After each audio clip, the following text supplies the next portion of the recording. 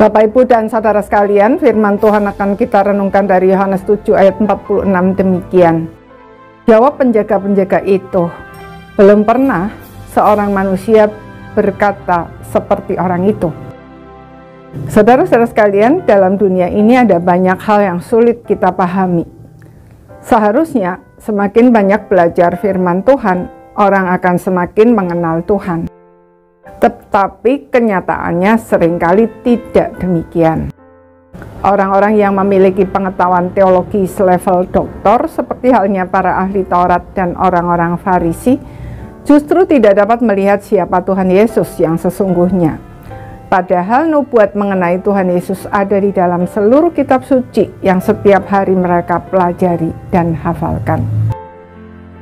Sementara itu, orang-orang yang sederhana dan tidak pernah belajar teologi seperti halnya para penjaga bait Allah justru dapat melihat sesuatu yang luar biasa dalam diri Tuhan Yesus dan pengajarannya. Iman orang-orang sederhana seringkali lebih murni dan kuat daripada mereka yang banyak belajar teologi. Kalau demikian, apakah lebih baik kita tidak usah mendalami firman Tuhan, ikut kelompok pemahaman Alkitab, mempelajari sistematika teologi dan doktrin iman Kristen, apalagi sekolah teologi? Tentu saja bukan itu solusinya. Sebab salah satu tanda bahwa kita sungguh-sungguh beriman adalah adanya kerinduan untuk belajar segala sesuatu yang berhubungan dengan pengenalan akan Tuhan. Tidak tertarik untuk belajar firman Tuhan secara mendalam merupakan tanda bahaya. Jangan-jangan kita hanyalah orang beragama yang tidak memiliki relasi apapun dengan Tuhan. Orang-orang Farisi dan para ahli Taurat gagal untuk mengenali siapa Tuhan Yesus, bukan karena mereka memiliki banyak pengetahuan teologi, tetapi karena mereka sok tahu dan tidak mau tahu siapa sebenarnya Tuhan Yesus itu. Dengan gegabah mereka mengatakan tidak mungkin Mesias itu berasal dari Galilea, apalagi Nazaret. Saudara, Tuhan Yesus memang dibesarkan di Nazaret, tetapi dia lahir di Bethlehem dan itu sesuai dengan nubuat Nabi Mika.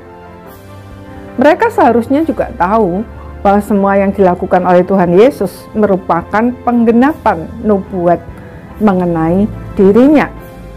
Selain itu, mereka juga telah membiarkan perasaan tidak aman karena popularitas Tuhan Yesus yang semakin meningkat, berkembang menjadi iri dan dengki, dan dengan demikian mereka tanpa sadar telah memberi tempat berpijak kepada si jahat untuk mengacaukan hidup mereka.